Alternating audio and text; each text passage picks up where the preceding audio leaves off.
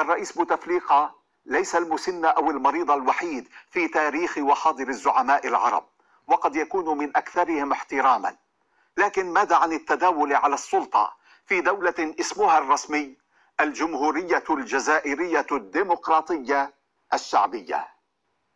النظام الجزائري لا يختلف عن سائر أنظمتنا العربية المهيوبة، والمعارضة الجزائرية نسخة مطابقة لكل المعارضات العربية المترفة، ليبقى الشعب الجزائري في الشارع وحيدا يردد ترنيمة الشعوب العربية: ملنا غيرك يا الله. لا للعهدة الخامسة، كادر تاع الشعب ماشي تاع الدولة النظام الفاشل. ايش بلاد؟ يا وغيروا الدستور بالليك الرئيس اللي يجي لازم يقدر يهدر ولازم يقدر يحلف. يعني بوتفليقة كشخص ماناش ضده، ربي يشافيه ان شاء الله، ولكن Non au 5e mandat, crient ces milliers d'Algériens. Tous sont descendus dans les rues ce vendredi pour manifester dans le calme. Une nouvelle journée de mobilisation contre la perspective d'un 5e mandat d'Abdelaziz Bouteflika. Une foule compacte dans les rues d'Alger, près de la Grande Poste. L'opposant Rachid Nekaz, assigné à résidence, filme avec son téléphone la mobilisation dans les rues de la capitale. Grande Poste d'Alger aujourd'hui.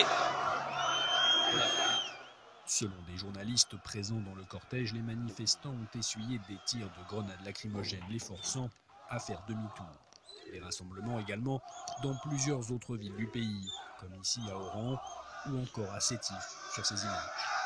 Des images majoritairement amateurs, tournées par des journalistes algériens ou des candidats d'opposition et diffusées sur les réseaux sociaux.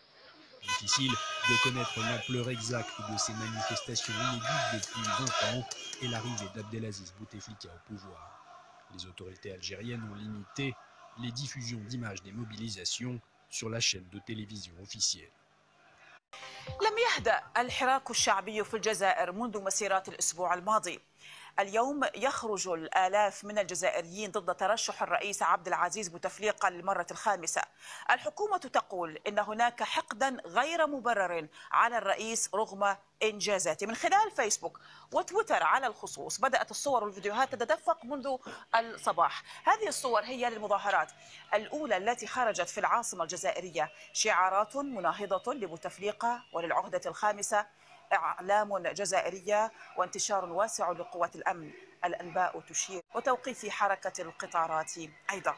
التقارير المحلية تقول إن وزارة الداخلية أصدرت تعليماتها بتشديد الرقابة على تنسيقية الانتقال الديمقراطي وعلى عدد من الناشطين، وعلى الإسلامي علي بالحاج القيادي السابق في الجبهة الإسلامية للإنقاذ، وتعليمات أخرى لمراقبة تحركات ونشاط مرشحين دون ذكر لأسمائهم. الجزائرية أزيد من 40 شخصا.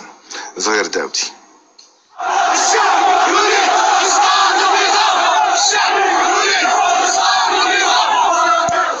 وتيرة الغليان في الجزائر تستمر في التصاعد، يؤكد ذلك الانتشار الأمني الواسع في معظم المدن الكبرى، واستخدام الشرطة الغاز المثير للدموع لم ينل من الزخم المتنامي للاحتجاجات ضد ترشح عبد العزيز بوتفليقة لولاية خامسة.